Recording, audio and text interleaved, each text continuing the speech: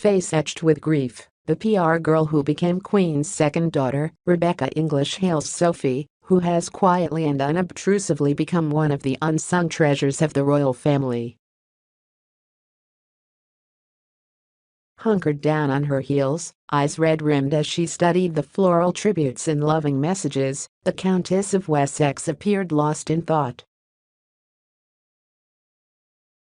Her deep sorrow was evident in this and every other image of her seen in the days since the Queen died. And it should come as no surprise. Sophie and her mother-in-law were so close that she had become like a second daughter. Indeed, after losing her own mom, Mary Rees-Jones, to stomach cancer in 2005 at just 71, she had taken to affectionately calling the Queen Mama. They spent a lot of time together. Sophie and her husband Prince Edward, the Queen's youngest son, live with their two children just a stone's throw away from Windsor Castle at Bagshot Park. Walking their dogs together was a favorite pastime. They also shared a love of military history, spending hours poring over ancient documents in the royal archives at Windsor. The seeds of their fond relationship were sown in 2002 after the Queen lost first her sister, Princess Margaret, then her adored mother, Queen Elizabeth, the Queen Mother, within weeks. It was such a comfort to have another female family member in her life. The shattering death of her beloved Philip last year brought the Queen and Sophie even closer, with monarch often inviting her to take her late husband's place with her in the back of the car. This deep-rooted affection and respect explains why, as the Queen's nearest and dearest gathered in Scotland last week to mourn her sudden passing, Sophie was the only non-blood relative, aside from Princess Anne's husband, Sir Tim Lawrence, who was front and center of the intimate family group.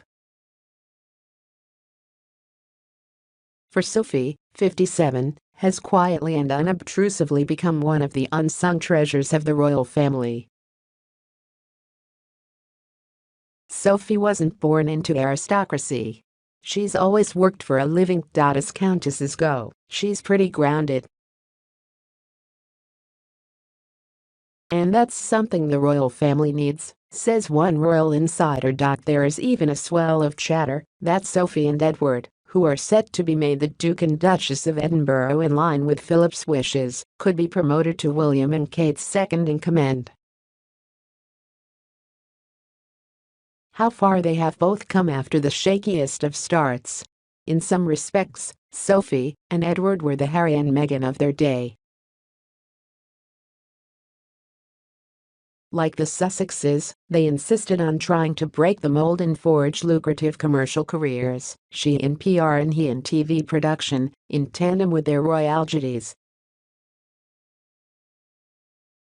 Then Sophie was sensationally caught up in a humiliating sting operation engineered by the News of the World, after talking with a fake sheik posing as a potential client.